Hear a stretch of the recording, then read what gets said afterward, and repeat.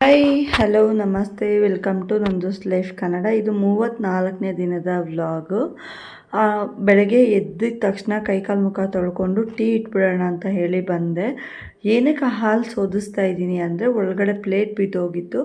So ಹಾಗೆ ಕೆನೆ ಕಟ್ಟಿದ್ದೆಲ್ಲ ಅಲ್ಲೆಲ್ಲ ಇದಾಗುತ್ತೆ ಅಂತ ಹೇಳಿಬಿಟ್ಟು ಹಂಗೆ ಹಾಲು ಸ್ವಲ್ಪ ಚೆಲ್ಲಿದೆ. ಫಸ್ಟ್ ಅದನ್ನೆಲ್ಲ ಒರೆಸ್ಕೊಂಡು ಆಮೇಲೆ ಹಾಲು ಬಿಸಿ ಇಡೋಷ್ಟ್ರೊಳಗೆ ಹಾಲು ಕಂಪ್ಲೀಟಾಗಿ ಒಡೆದೋಗಿತ್ತು. ಸೊ ಹಾಲು ಈ ಬೇಸಿಗೆ ಕಾಲದಲ್ಲಿ ನಾವು ಹೇಗೆ ಸ್ಟೋರೇಜ್ ಮಾಡಬೇಕು, ಹೇಗೆಲ್ಲ ನಾವು ಅದನ್ನು ಉಳಿಸಿಡಬೇಕು ಅಂತಂದರೆ ಫ್ರಿಜ್ ಇದ್ದರೆ ಫ್ರಿಜ್ಜಲ್ಲಿ ಇಟ್ಕೋಬೋದು. ಇಲ್ಲಾಂದರೆ 3ರಿಂದ 4 ಸತಿ ಒಂದು ದಿನಕ್ಕೆ ಹಾಲನ್ನ ಕಾಯಿಸಬೇಕು. ಒಂದು ಪ್ಲೇಟಲ್ಲಿ ನೀರು ಹಾಕಿ ಅದ್ರ ಮೇಲೆ ಇಟ್ಟರೆ ಸ್ವಲ್ಪ ತಣ್ಣಗಿರುತ್ತೆ, ಬಿಸಿ ಆಗೋದಿಲ್ಲ ಅಂತ ದೊಡ್ಡವ್ರು ಹೇಳ್ತಾರೆ. ಸೊ ಅದನ್ನ ಇನ್ಮೇಲೆ ನಾನು ಕೂಡ ಪಾಲಿಸಬೇಕು. ಫ್ರಿಜ್ ಇದೆ ಬಟ್ ಒಂದೊಂದು ಟೈಮ್ ನಮ್ಮದು ಹೋಟೆಲ್ದು ಜಾಸ್ತಿ ಐಟಮ್ಸ್ ಇರುತ್ತೆ. ಅದರಲ್ಲಿ ಹಿಟ್ಟಾಗಿರ್ಬೋದು, ಪುದೀನ ಕೊತ್ತಂಬರಿ ಆಗಿರ್ಬೋದು, ಈ ಥರ ಎಲ್ಲ ಇದ್ದಾಗ ಇಡೋದಕ್ಕೆ ಜಾಗ ಇರೋದಿಲ್ಲ. ಸೊ ನಾನೇನು ಮಾಡಿದೆ, ತಟ್ಟೆಲಿ ಹಾಕಿಡೋಣ ಅಂತ ಹೇಳಿ ಅಂದ್ಕೊಂಡು ಸುಮ್ಮನೆ 1/4 ಲೀಟ್ರ್ ಹಾಲು ಹಾಳಾಗೋಯ್ತಲ್ಲ, ಅದೊಂದು ನನಗೆ ಬೇಜಾರು. ನಂಗೆ ಬಿಸಾಕೋಕ್ಕೆ ಇಷ್ಟ ಆಗೋದಿಲ್ಲ. ಅದಕ್ಕೆ ಒಂದು ಸ್ವಲ್ಪ ಸಕ್ಕರೆ ಹಾಕಿ ಅವಲಕ್ಕಿ ಹಾಕಿ ಒಂದು ಸ್ವಲ್ಪ ಸ್ವೀಟ್ ಮಾಡ್ಕೊಬಿಡ್ತೀನಿ, ಇಲ್ಲಾಂದರೆ ರವೆ ಹಾಕ್ತೀನಿ, ಏನಾದರೂ ಒಂದು ಮಾಡ್ಕೊತೀನಿ. ಬಟ್ ನಂಗೆ ಬಿಸಾಕೋಕ್ಕೆ ಇಷ್ಟ ಇಲ್ಲ. ಸೊ ಇವಾಗ ಬೆದ್ದಿದ ತಕ್ಷಣ ಟೀಗೆ ಹಾಲು ತಂದೆ, ಆ ಟೀ ಇಡಬೇಕಾಗಿತ್ತು. ಸೊ ಅಷ್ಟರೊಳಗಾಗಿ ಹಾಲಿತ್ತು ಮನೇಲಿ. ಸರಿ ಟೀ ಇಟ್ಟುಬಿಟ್ಟು ಮತ್ತೆ ಟೀ ಆಗೋಷ್ಟರೊಳಗಾಗಿ ಮನೆ ಕಸ ಎಲ್ಲ ಗುಡಿಸಿದ್ದೆ. ಸೊ ಗುರುವಾರ ಆಗಿರೋದ್ರಿಂದ ನಾನು ಗುರುವಾರ ರೂಮ್ಗಳು ಕ್ಲೀನ್ ಮಾಡ್ಕೋತೀನಿ. ಫಸ್ಟು ಆಚೆ ಗುಡಿಸಿ ನೀರು ಹಾಕಿ ಒಂದು ರಂಗೋಲಿ ಹಾಕಿ ಹೋಗ್ಬಿಡೋಣ ಅಂತ ಹೇಳಿ ಆಚೆ ಕೆಲಸನ ಸ್ಟಾರ್ಟ್ ಮಾಡಿದೆ. ಗುಡಿಸಿ ರಂಗೋಲಿ ಹಾಕಿ ನೀರು ಹಾಕ್ಬಿಟ್ಟು ಒಳಗಡೆ ಹೋಗೋದೇ, ಇನ್ನು ಕಂಟಿನ್ಯೂ ನನ್ನ ಕೆಲಸ ಸ್ಟಾರ್ಟ್ ಆಗಿರುತ್ತೆ. ಸೊ ಇನ್ನೂ ಯಾರೆಲ್ಲ ನನ್ನ ಚಾನಲ್ನ ಸಬ್ಸ್ಕ್ರೈಬ್ ಮಾಡ್ಕೊಂಡಿಲ್ಲ, ಪ್ಲೀಸ್ ಸಬ್ಸ್ಕ್ರೈಬ್ ಮಾಡ್ಕೊಳ್ಳಿ. ಹಾಗೆ ಪಕ್ಕದಲ್ಲಿರೋ ಬೆಲ್ ಬಟನ್ನ ಕ್ಲಿಕ್ ಮಾಡಿ ನಾನು ಹಾಕೋವಂಥ ವೀಡಿಯೋಸ್ ನಿಮಗೆ ಬರುತ್ತೆ. ಹಾಗೆ ಲೈಕ್ ಮಾಡೋದನ್ನ ಮರಿಬೇಡಿ. ನೀವು ಮಾಡೋ ಲೈಕ್ ನನಗೆ ಹೊಸ ವೀಡಿಯೋಸ್ ಮಾಡೋದಕ್ಕೆ ಮೋಟಿವೇಶನ್ ಸಿಕ್ದಂಗೆ ಆಗುತ್ತೆ. ಹಾಗೆಯೇ ನನ್ನ ವೀಡಿಯೋಸ್ ಎಷ್ಟು ಜನಕ್ಕೆ ಇಷ್ಟ ಆಗಿದೆ ಅಂತ ನಾನು ತಿಳ್ಕೊಬೇಕು ಅಂತ ತುಂಬ ಕ್ಯೂರಿಯಾಸಿಟಿ ಇದೆ. ಸೊ ಎಷ್ಟು ಜನಕ್ಕೆ ನನ್ನ ವೀಡಿಯೋಸ್ ಇಷ್ಟ ಆಗಿದೆ ಅಂತ ಹೇಳಿ ಕಮೆಂಟ್ ಅಥವಾ ಲೈಕ್ ಮಾಡೋದ್ರ ಮುಖಾಂತರ ನನಗೆ ತಿಳಿಸಿ ಅಂತ ಹೇಳಿ ನಾನು ಕೇಳ್ಕೊತಾ ಇದ್ದೀನಿ. ಸೊ ಇನ್ನು ಒಳಗಡೆ ಬಂದೆ. ಒಳಗಡೆ ನೀರಿಟ್ಬಿಟ್ಟು ರೂಮ್ ಒರೆಸೋದಕ್ಕೆ ರೂಮುಗಳೆಲ್ಲ ಒರೆಸಿದ್ದೆ. ಇವಾಗ ಅಡುಗೆ ಮನೆ ಒರೆಸೋಣ ಅಂತ ಟೀ ಮಾಡಿ ಒಂದು ಸೈಡಲ್ಲಿ ಇಟ್ಟಿದ್ದೆ. ಯಜಮಾನ್ರು ಆಲ್ರೆಡಿ ಸ್ನಾನಕ್ಕೆ ಹೋಗಿದ್ರು. ನನ್ನ ಕೆಲಸ ಆ್ಯಸ್ ಯೂಶ್ವಲ್ ಅವರು ಪುದೀನ ಕೊತ್ತಂಬರಿ ತೊಗೊಂಬರ್ತೀನಿ ನಾನು ಅಂತ ಹೇಳಿ ಹೋಗ್ತೀನಿ ಅಂತ ಹೇಳಿದರು. ಅಷ್ಟರೊಳಗಾಗಿ ಟೊಮೆಟೊ, ಈರುಳ್ಳಿ ಮತ್ತು ಇದೆಲ್ಲ ಏನೆಲ್ಲ ರೆಡಿ ಮಾಡಬೇಕು ಅದನ್ನು ರೆಡಿ ಮಾಡಬೇಕಾಗಿತ್ತು. ಸೊ ನನ್ನ ಕೆಲಸನ ನಾನು ಸ್ಟಾರ್ಟ್ ಮಾಡಿದೆ. ಮನೆಯೆಲ್ಲ ಒರೆಸಿದಾದ್ಮೇಲೆ ಒಂದು 10 ನಿಮಿಷ ಕೂತ್ಕೊಂಡು ಟೀ ಕುಡಿದ್ರೇ ಸಮಾಧಾನ, ಇಲ್ಲಾಂದರೆ ಗಜ್ಜಿ ಬಿಜ್ಜಿ ಅಂತ ಇರುತ್ತೆ ನನಗೆ ಅವತ್ತೊಂದು ದಿನ ಎಲ್ಲ. ಸೊ ಇವತ್ತಿನ ಒಂದು ವಿಡಿಯೋದಲ್ಲಿ ನಾನು ತುಂಬ ಮನಸ್ಸಿಗೆ ಬೇಜಾರಾಗಿದೆ ನನಗೆ. ಯಾಕಪ್ಪ ಅಂದರೆ ಒಂದು ವೀಡಿಯೋಸ್ ಓಡ್ತಾ ಇಲ್ಲ. ಅದು ನಿನ್ನೆ ವಿಡಿಯೋದಲ್ಲಿ ಕೂಡ ಹೇಳಿದೆ. ಸೊ 100-200 ಓಡ್ತಾ ಇದ್ದಿದ್ದು ಕೂಡ ಈಗ 40-50ಗೆ ಬಂದಿದೆ. ಅದು ಮನಸ್ಸಿಗೆ ತುಂಬ ಬೇಜಾರಾಗ್ತಾಯಿದೆ ನನಗೆ. ಆ್ಯಂಡ್ ಎಷ್ಟು ನೋವಾಗ್ತಾಯಿದೆ ಅಂದರೆ, ಸೊ ಇದರಿಂದ ನನ್ನ ಕೈಲಿ ಏನೂ ಮಾಡೋಕ್ಕೆ ಆಗೋದೇ ಇಲ್ವಾ, ನಾನು ಎಷ್ಟು ದಿನದಿಂದ ಮಾಡಿದ್ದು ವ್ಯರ್ಥನ, ಮಗಳ ಎಜುಕೇಷನ್ಗೆ ನಾನು ಏನೂ ಮಾಡೋಕ್ಕಾಗೋದೇ ಇಲ್ವಾ ಅಂತ ನನಗೆ ತುಂಬಾ ಯೋಚನೆ ಸ್ಟಾರ್ಟ್ ಆಗಿದೆ. ಸೊ ಈಗ ಬೇಳೆ ಹಾಕಿದೆ 3 ಗ್ಲಾಸು. ಹೋಟೆಲ್ಗೆ ಸಾಂಬಾರು ಮಾಡೋದಕ್ಕೆ ಟೊಮೆಟೊ ಈರುಳ್ಳಿ ಕಟ್ ಮಾಡಿ ಹಾಕೋಣ ಅಂತ ಹೇಳಿ ಕೂತ್ಕೊಂಡೆ. ಸೊ ಯಾಕಂಗೆ ಅನ್ನಿಸ್ತಾ ಇದೆ ನಿಮಗೆ ಅಂತ ಕೇಳೋದಾದರೆ, ನನಗೆ ತುಂಬ ಒಂದು ಪೇಷನ್ಸ್ ಅನ್ನೋದು ನನಗೆ ಕಳ್ಕೊಂಡಿದ್ದೀನಿ ಅಂತ ಅನ್ನಿಸ್ತಾ ಇದೆ. ಯಾಕಪ್ಪ ಅಂದರೆ 3 ವರ್ಷದಿಂದ ಕಂಟಿನ್ಯೂಸ್ ಆಗಿ ವ್ಲಾಗ್ ಆಗಿರ್ಬೋದು, ವಿಡಿಯೋಸ್ ಆಗಿರೋದು ಮಾಡ್ತಾನೇ ಇದ್ದೀನಿ. ಬಟ್ ನಾನು ಅಂದ್ಕೊಂಡಿರೋ ಥರ ರೀಚ್ ಆಗ್ತಾಯಿಲ್ಲ. ಅಂದರೆ ಒಂದು 1000 ವ್ಯೂಸ್ ಬಂದರೂ ಸಾಕು ನನಗೆ. ಮೋನೋ ಆನ್ ಆಗಿ ಕೈ ತುಂಬ ತಿಂಗಳು ಒಂದು 8 ಸಾವಿರ ಬಂದರೂ ಕೂಡ ಅವಳ ಎಜುಕೇಷನ್ಗೆ ಆಗುತ್ತೆ ಅಂತ ಒಂದು ಹೋಪ್ಸ್ ಇಟ್ಟಿದ್ದೆ. ಆ ಹೋಪ್ಸ್ ನಾನು ಒಂದು ಕಡೆ ಕಳ್ಕೊತಾ ಇದ್ದೀನಿ. ಆ್ಯಂಡ್ ನನಗೆ ಮಾಡೋ ಶಕ್ತಿನೇ ಇಲ್ವಾ, ಇಲ್ಲ ನನ್ನ ಕೈಯಲ್ಲಿ ಆಗೋದೇ ಇಲ್ವಾ ಅನ್ನೋದು ನನಗೆ ಗೊತ್ತಾಗ್ತಾ ಇಲ್ಲ. ಇನ್ನೊಂದೇನಪ್ಪ ಅಂದರೆ, ದುಡ್ಡಿರಬೇಕು ಇಲ್ಲ ದುಡಿತಾ ಇರಬೇಕು. ಇದು ಆಲ್ಮೋಸ್ಟ್ ಎಲ್ಲರಿಗೂ ಅನ್ವಯಿಸುತ್ತೆ. ಬಟ್ ಹೆಣ್ಮಕ್ಳಿಗೆ ಇದು ಜಾಸ್ತಿ ಅನ್ವಯಿಸುತ್ತೆ. ಯಾಕಪ್ಪ ಅಂದರೆ ಕೆಲವೊಂದು ಸತಿ ತವ್ರ ಮನೇಲಿ ಕೂಡ ದುಡ್ಡಿಲ್ಲ ಅಂದರೆ ತವ್ರ ಮನೆಯಲ್ಲೂ ಕೂಡ ಮರ್ಯಾದೆ ಕಡಿಮೆ ಆಗುತ್ತೆ. ಸೊ ಫ್ರೆಂಡ್ಸ್ ಜೊತೆ ಮರ್ಯಾದೆ ಕಡಿಮೆ ಆಗುತ್ತೆ, ಸಂಬಂಧಿಕರಲ್ಲಿ ಮರ್ಯಾದೆ ಕಡಿಮೆ ಆಗುತ್ತೆ. ಆ್ಯಂಡ್ ನಮ್ಮ ಹತ್ರ ದುಡ್ಡಿದ್ದರೆ ನಮ್ಮ ಮನೆಯವರು ಕೂಡ ಅಂದರೆ ನಮ್ಮ ಕ್ಲೋಸ್ ರಿಲೇಟಿವ್ಸ್ ಆಗಿರ್ಬೋದು, ನಮ್ಮ ಮನೆಯವ್ರ ಅತ್ತೆ ಇವರು ಗಂಡ ಇವರು ಯಾರೆಲ್ಲ ಇರ್ತಾರೆ ಅವ್ರ ಹತ್ರ ಕೂಡ ನಮಗೆ ಒಂದು ಮರ್ಯಾದೆ ಇರುತ್ತೆ ಅಂತ ಹೇಳ್ತೀನಿ. ಯಾಕೆ ನಾನು ಇವತ್ತು ಈ ಮಾತನ್ನು ಹೇಳ್ತಾ ಇದ್ದೀನಿ ಅಂದರೆ, ಅವರು ದುಡಿತಾ ಇದ್ದರೆ ಅವ್ರಿಗೆ ತಿಂಗಳಿಗೊಂದು ಸತಿ ಸಂಬಳ ಬರುತ್ತೆ ಅಂದಾಗ, ಇಲ್ಲ ಅವ್ರ ಕೈಯಲ್ಲಿ ದುಡ್ಡಿದ್ದಾಗ ಅವ್ರಿಗೆ ಸಿಗೋ ಅಂಥ ಮರ್ಯಾದೆ ನೀವು ನೋಡಿದ್ದೀರಾ. ಸೊ ನೀವೆಲ್ಲಾದರೂ ಹೋದರೆ ನಿಮಗೆ ತುಂಬ ಇಂಪಾರ್ಟೆನ್ಸ್ ಅನ್ನೋದಿರುತ್ತೆ. ಅಯ್ಯೋ ಹಾಗೆ ಹೀಗೆ ನಾವು ಅವಳನ್ನ ಬಿಟ್ಟಿರೋದಿಲ್ಲ ಹಂಗೆ ಅಂತ. ಬಟ್ ಏನೂ ಇಲ್ಲದೆ ನೀವು ಹೋಗಿ ನೋಡಿ, ನಿಮ್ಮನ್ನು ಕಾಲಲ್ಲಿರೋ ಚಪ್ಪಲಿಗಿಂತ ಕೀಳಾಗಿ ನಿಮ್ಮನ್ನು ಅಂತ ಅವ್ರು ಕಾಣ್ತಾರೆ. ಸೊ ಇದ್ರ ಅನುಭವ ಎಲ್ಲವರೆಗೂ ಅನುಭವ ಆಗಿರುತ್ತೆ. ಬಟ್ ಕೆಲವೊಬ್ಬರಿಗೆ ಲೇಟಾಗಿ ಆಗುತ್ತೆ, ಕೆಲವೊಬ್ಬರಿಗೆ ಆಲ್ರೆಡಿ ಆಗೋಗಿರುತ್ತೆ. ಇನ್ನೂ ಕೆಲವರು ಅದನ್ನು ತಡ್ಕೊಳ್ಳೋ ಶಕ್ತಿ ಕೆಲವ್ರಿಗೆ ಇರೋದಿಲ್ಲ. ಯಾಕಂದರೆ ನನ್ನವರು ನನ್ನ ಜೊತೆ ಇದ್ದವರೇ ನನಗೆ ಇವತ್ತು ಅವಮಾನ ಮಾಡ್ತಾಯಿದ್ದಾರೆ, ಸಂಕಟ ಕೊಡ್ತಾ ಇದ್ದಾರೆ ಅಂತ ಹೇಳಿ ಅವ್ರಿಗೆ ಅನಿಸೋದಕ್ಕೆ ಸ್ಟಾರ್ಟ್ ಆಗುತ್ತೆ. ಸೊ ನಾನಿಲ್ಲಿ ಟೊಮೆಟೊ ಎಲ್ಲ ಕಟ್ ಮಾಡಿ ಏನೋ ಹೇಳ್ತಾಯಿದ್ರು ಅವ್ರಿಗೆ ಹೇಳಿಬಿಟ್ಟು ಕೊತ್ತಂಬರಿ ಎಲ್ಲ ಬಿಡಿಸ್ಕೊಂಬಿಟ್ಟು ಫಸ್ಟು ಒಂದು ಸ್ವಲ್ಪ ಕೊತ್ತಂಬರಿ ಬಿಡಿಸ್ಕೊಂಡೆ, ಟೊಮೆಟೊ ಕಟ್ ಮಾಡಿ ಹಾಕಿದ್ದೆ. ಹಾಗೆ ಟೊಮೆಟೊ ಬಾತ್ಗೆ ಏನು ಬೇಕೋ ಅದನ್ನ ರೆಡಿ ಮಾಡಿಕೊಂಡೆ. ಈರುಳ್ಳಿ ಎಲ್ಲ ಕಟ್ ಮಾಡಿಟ್ಟಿದೆ. ಸೊ ಇನ್ನು ಮಿಕ್ಕಿದ ಸಣ್ಣ ಪುಟ್ಟ ಇದೆಲ್ಲ ಎತ್ತಿ ಜೋಡಿಸು ಅಂತ ನಾನು ಅವ್ರಿಗೆ ಹೇಳ್ಬಿಟ್ಟು ನನ್ನ ಕೆಲಸನ ನಾನು ಸ್ಟಾರ್ಟ್ ಮಾಡಿದ್ದೀನಿ.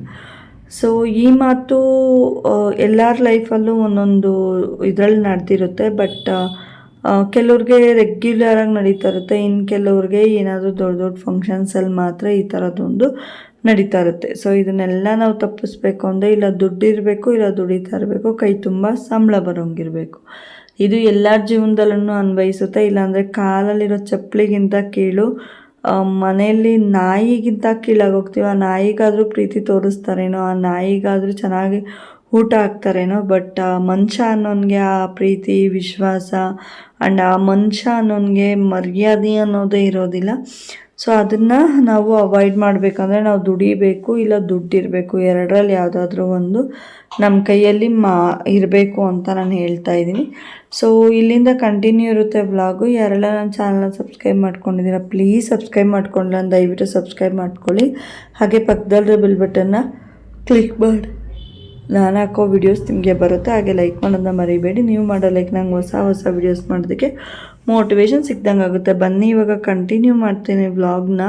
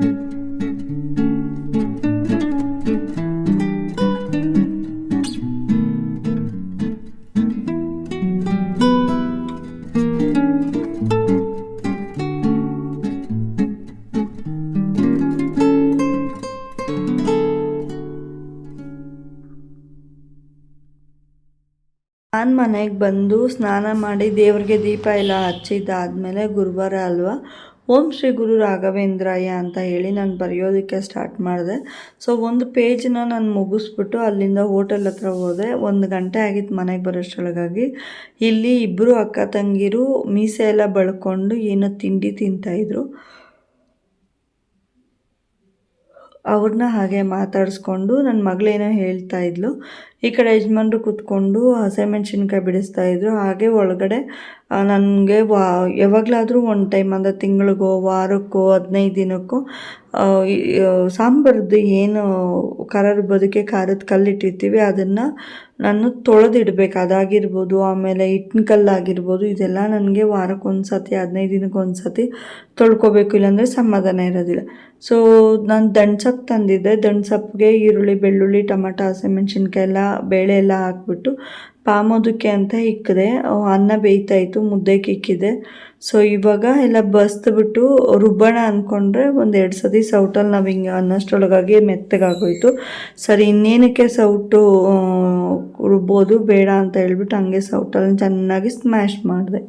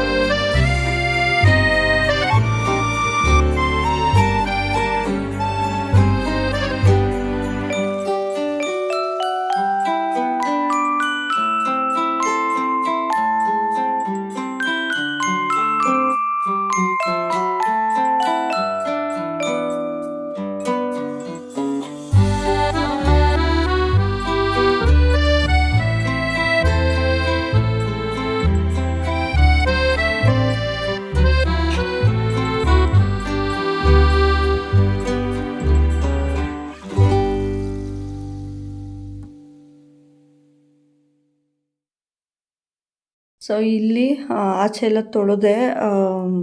ಮಗಳು ಬಂದು ಎತ್ಕೋ ನನಗೆ ಫೋನ್ ಬೇಕು ಅಂತ ಕೇಳಿದ್ಲು.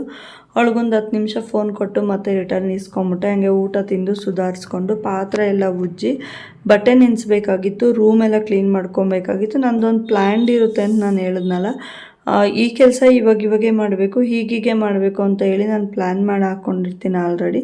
ಆ ಪ್ಲ್ಯಾನ್ ಪ್ರಕಾರನೇ ನಾನು ಇಲ್ಲೆಲ್ಲ ಕೆಲಸ ಮುಗಿಸ್ಕೊಂಡು ಅಡುಗೆ ಕೆಲಸಕ್ಕೆ ಅಂತ ಹೋಗಿದ್ದು.